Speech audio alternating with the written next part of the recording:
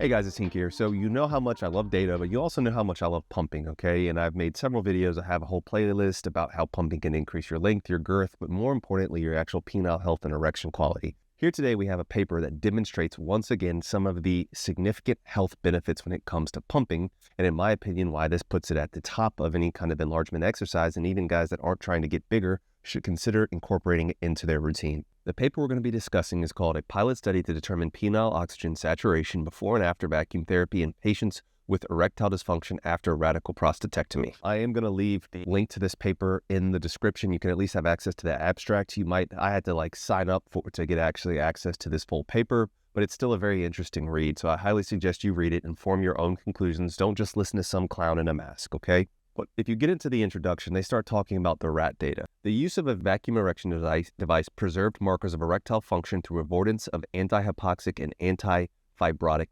pathways. And so this was actually looking at rat data that they brought up for this discussion, where they talk about anti-hypoxic, meaning basically being in a high oxygen state rather than a low oxygen state. And once again, anti-fibrotic, meaning pathways that are going to lead to fibrosis or basically scarring down of your penis, making it non-functional. That's going to be very important. We're going to double back to that too. Then they talk about another study which demonstrated the benefits of cavernosal oxygenation in the rats. So their goal was to set out to prove this in men as well. I do think that this is interesting here. They talk about in this paper that the use of a vacuum erection device with a constriction band might actually lead to a relative hypoxic state. Now, you all have seen my video about constriction rings. You probably know how I feel about this. Once again, I think that this is an argument that being in a hypoxic state is not a good thing, okay? I also have a video all about how the hypoxic state can actually lead to fibrosis and the markers that actually signal fibrosis to occur. There are some people that recommend either pumping with a constriction device on, or in my opinion, something that I definitely don't agree with is actually pumping with a clamp in place. Now,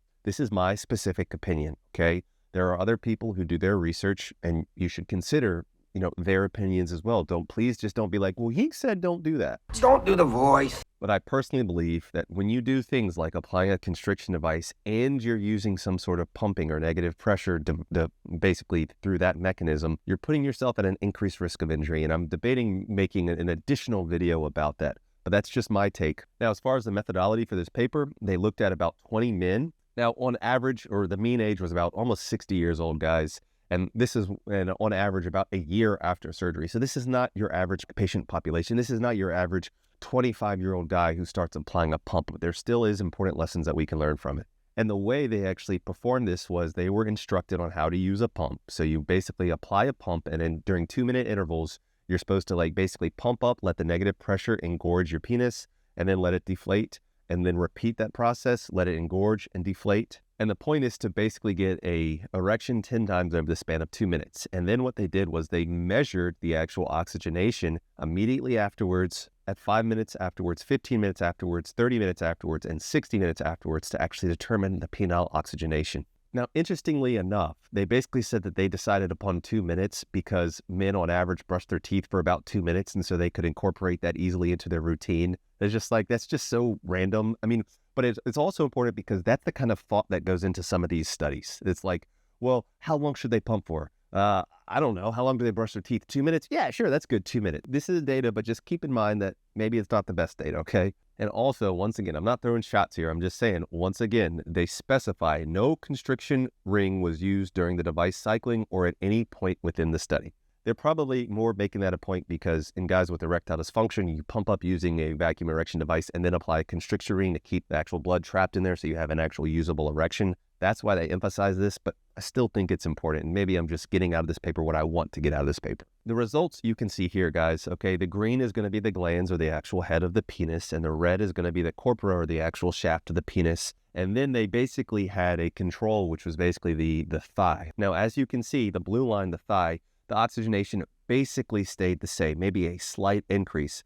But if you look at the percent saturation, that's on the y-axis, at all of the different points, you see a major increase in oxygenation immediately afterwards, and then that slowly tapers down. But even at 60 minutes, there is a significant increase in penile oxygenation compared to before using the vacuum erection device. They basically continue to talk about this in the discussion about all the ways that this has been proven to actually increase penile oxygenation. But I do think it's interesting that they say The rationale for penile rehabilitation is to prevent the relative hypoxia seen in the corporal tissue after the loss of spontaneous erections. So we are talking about different things, and we need to be very, very clear that in this case, these are guys that are recovering from an injury that basically don't have spontaneous nocturnal erections or aren't getting erections, okay? I am not trying to argue that this paper is saying that if you use a constriction ring, you're definitely going to get fibrosis. That's not what I'm arguing, but I do think it does lead evidence to suggest that the hypoxic state is not necessarily a good thing.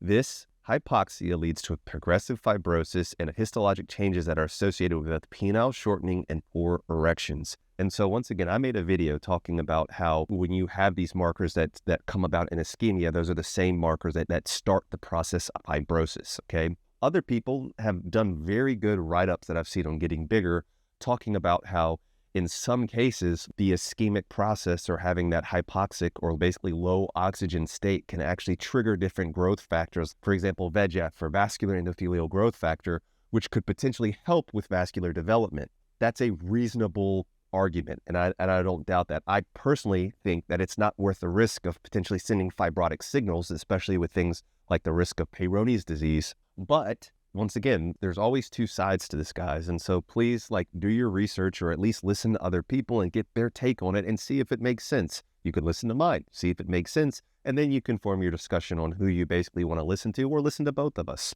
If you made it this far, guys, I appreciate just leaving a thumbs up. It means a lot. And of course, if you're watching this and you're not subscribed, please subscribe. That also means even more. And for all my guys that are already subscribed, I love you guys and appreciate you guys. So what are my takeaways? Well, I think it's important to just read the conclusion from this paper. This is the first study demonstrating that a single brief application of the vacuum erection device without a constriction ring results in significant improvement in penile oxygenation saturation. The use of vacuum erection device has significant benefits for patients with both regard to cost and invasiveness when compared to other penile rehabilitation protocols. So basically what they're saying is comparing this to Viagra or Cialis, especially when this paper was published in around 2014, those drugs were far more expensive than they are now when there's generics available. But if you can buy a pump for $80, okay, versus a single prescription of Viagra is $80, what is going to be more cost effective? That's what they're saying in this study, that this is a very good means to increase penile oxygenation. Now, how I apply this is, once again, if you saw my resolutions video, you would know this already,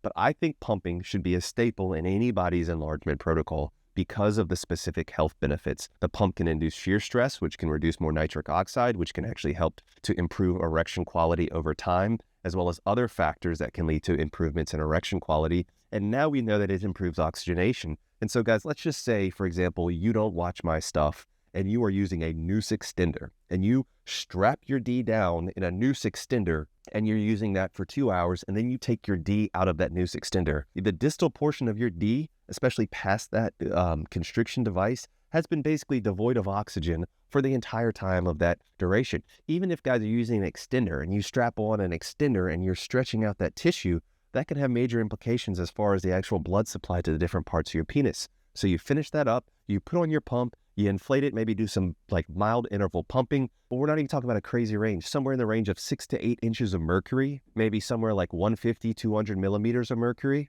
It's the same thing, guys, basically. That is going to help improve oxygenation of your penis, help prevent things like nerve damage in theory, and things like minimizing the fibrotic process because you're forcing that oxygenated blood into your penis. And in my opinion, it's going to reduce your risk of injury. And so I think you should incorporate that, ideally even before and after you do any kind of enlargement exercise. And I also think this is further argument to why pumping is the king of penile enlargement, or just honestly penile maintenance. In my opinion, now this is maybe a super hot take. Now take it with a grain of salt, guys. I sell pumps. But even before I got to this business, I was recommending pumping for any guys, especially aging guys that are worried about a decrease in erectile function. This can help maximize your erection quality long term. I thought this was an interesting paper. Hopefully you learned something from it. Let me know what you think about it. Remember, guys, be the best version of yourself. Remember, there's nothing wrong with self-improvement, but you are enough just as you are. All right, guys, peace and love. Dr. Hank got the plug on the health, yeah. Got you thinking about your wealth, yeah. In his office, no stealth, yeah. Pinnacle of that below the belt, yeah. Checks and balance, he's managing. Working miracles, no damage. Got you covered, no panicking. Steady calm. In the clinic, no vanishing. Yeah, with Doc Hank, it's the way back.